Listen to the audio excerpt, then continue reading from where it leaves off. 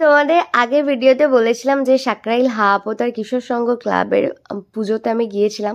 দেখো কি হারে ভিড়টা হয়েছিল। তো এরকম ভিড় ঠেলে দিলে তোমাদের ভিতরে যেতে হবে মাঠের দিকে, আর ঠিক মাঠেতেও এরকম ভিড়, আর চারিদিকে পুরো লাইটিং। আর দ্বিতীয়ত পুরো মেলা বসে গিয়েছিল এখানে। বাপি মা সব পুজোয় বসেছিল।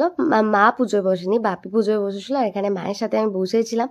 আর ওদিকে দেখো দিশা তো বায়না করছে এটাই চড়বে ওটাই চড়বে, তোকে ওর জন্য এটাই সেফ, এখানে উঠে ও নাচতে আরম্ভ করে দিয়েছে। আর এদিকে সমস্ত মেলা টেলা বসেছিল।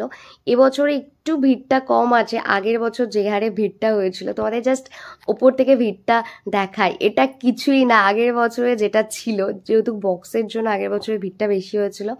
তো এখানে বাপি পুজোয় বসে গেছে। চলো ভিডিওটা এই পর্যন্তই ছিল, দেখা হচ্ছে আমার অন্য কোনো ভিডিও, ততক্ষণ টাটা।